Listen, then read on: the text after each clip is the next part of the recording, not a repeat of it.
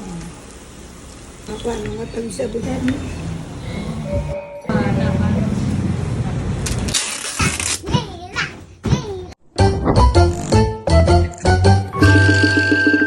Hello everyone, assalamualaikum. Ay naadlaw for today's video nga pala isa sa mga Xiaomi papunta nga may Pakpak Medical Hospital dahil nga may kukunin siyang medical record ng kapatid ko. Kaya ito, sumakay na kami ng Rakal dito, ang tawag Rakal. At ito nga alhamdulillah dumating na rin kami dito sa hospital at ayan nga kinukuha na niya yung medical record.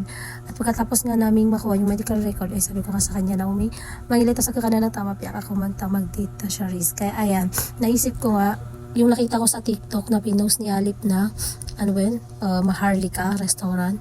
Ang ganda nga ng mga, ang sarap doon ng mga food nila kasi may mga beef. Tsaka may ano rin sila, bulalo. Yun yung gusto kong kainin kasi namimiss ko yun. Kaya ayan, pumunta na kami ni Ome. At pagdating nga dito sa Maharlika restaurant ay ayan, nag-order na kami ng aking Ome. At habang nag-order nga kami, nag-video nga ako dyan. Pasensya na pala guys kung sinisipon kasi ako, may ubo, ewan ko, tinatrangkaso ata ako, kaya ay ito yung boses ko. Sorry kung parang, paparinig talaga yung sipon ko. At ayan nga, tapos na nga mag-order si Umi at yan na yung in-order namin. First bulalo, isa lang kinuha namin dahil hindi pa nga namin naubos yan. Tapos itong kanilang beef silog, ayan, sobrang sarap, mainit-init pa, kumukulo pa talaga. Ayan, si umiyak na matay. Tapos nag-order din kami nitong nachos at saka ng halo-halo niya. Ako hindi na ako kumain ng halo-halo dahil yun naman sa boses ko, no, paus na ako. Tapos yung ubo, sipon, hindi ko na kayang kumain ng malalamig talaga. Bakit hindi na ako makapagsalita. At ayan, habang kumakain nga kami ni Umi, ayan, nagbibideo ko. Sarap na sarap kasi umiyak na siya. At gusto ko rin sanang i-rate yung mga kinain namin, kung anong yung lasa. Kaso hindi ko nga siya ma-rate kasi kumakain na ako pero wala talaga ako halos malasahan. Tinanong ko naman si Ome, yung beef silog daw nila, sobrang sarap naman daw. Medyo nasunog lang siya ng konti. Tapos yung kanilang bulalo, sobrang sarap din daw. Siguro 8 to 10. Tapos yung kanilang beef silog ay siguro 7 to 10. Tapos yung kanila halo-halo naman ay 7 to 10 din. Tapos yung nachos, hindi kasi mahilig siya umiyakan, siguro 5 to 10 na lang. Yung nga lahat yung kinain namin. Sobrang sarap naman guys. Siguro hindi ko nga lang siya na-rate ng maayos kasi nga may sipon ako, hindi ako makalasa ng maayos. At pagkatapos nga namin kumain ni Ome ay sabi niya pumunta tayo ng Aga Khan Museum kasi para mailakan ko sa mga kuwandro, mga andang gamit, mga andang lokstano.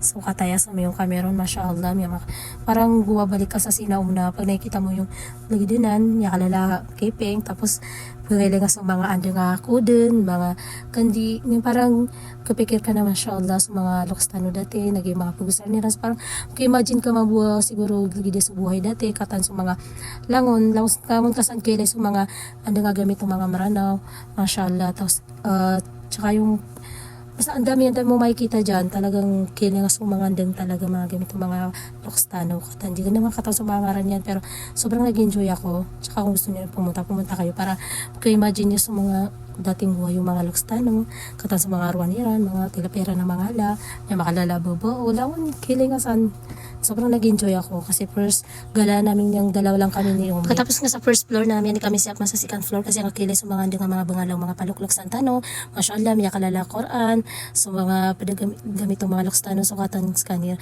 katan seran, yung mga pepay paras, mashallah, parang bilib ka talaga ko, anding mga gamit ng mga lokstano. So kagi ko papasad kami pang Umi, namiyot ako siya sa gifumasan sa foam kasi na kailangan ko na talaga ng foam ka always din sa masakit alawas ta sa higan ta, mashallah, alhamdulillah ko may sponsor ta na sa foam. Maraming salamat. Hindi ko na siya i-mention, basta thank you so much.